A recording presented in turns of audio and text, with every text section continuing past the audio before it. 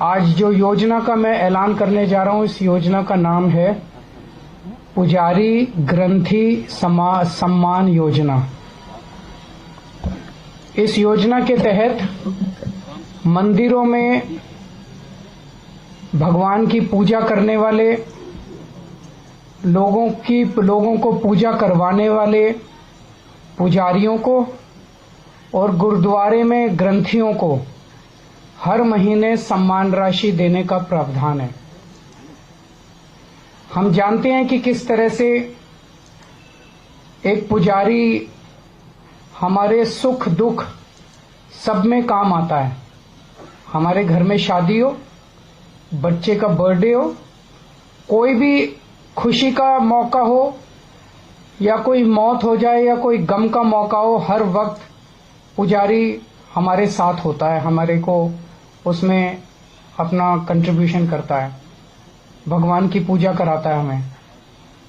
ये वो तबका है जिसने सदियों सदियों से हमारी परंपराओं, हमारे रीति रिवाजों, इसको पीढ़ी दर पीढ़ी, एक तरह से जो गुरु शिष्य परंपरा पीढ़ी दर पीढ़ी इसने आगे बढ़ाया, हमारे संस्कारों को, हमारी रीति रिवाजों को, हमारे परंपराओं को।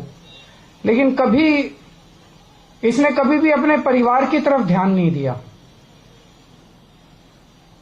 और कभी भी हम लोगों ने इनकी तरफ ध्यान नहीं दिया। हम मंदिर जाते हैं, पूजा करते हैं, लेकिन कभी भी इनकी तरफ हमने ध्यान नहीं दिया।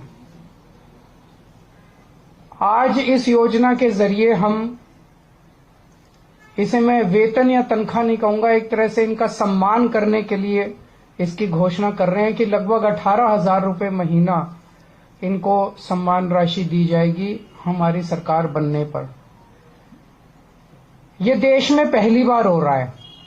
आज तक कभी किसी पार्टी, किसी सरकार ने ऐसा नहीं किया। ये पहली बार हो रहा है। जैसे दिल्ली में हमने कई काम पहली बार किए, स्कूल अच्छे किए, पहली बार किए, अस्पताल अच्छे किए, पहली बार किए, महिलाओं के लिए बस यात्रा फ्री करी, पहली बार करी।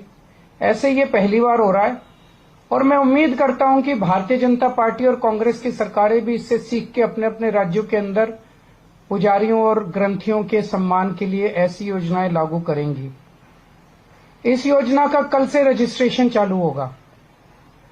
कल इस योजना का रजिस्ट्रेशन एक तरह से शुभारंभ करने के लिए मैं कनॉट प्लेस के हनुमान मंदिर जाऊंगा और वहां के पुजारियों का रजिस्ट्रेशन करके आऊंगा और उसके बाद दिल्ली के सभी मंदिरों और गुरुद्वारों में हमारे एमएलएज, हमारे कैंडिडेट्स, हमारे कार्यकर्ता पुजारियों का और ग्रंथियों का रजिस्ट्रेशन कल से फिर मेरे आरंभ करने के बाद पूरे दिल्ली के अंदर इसका रजिस्ट्रेशन चालू होगा।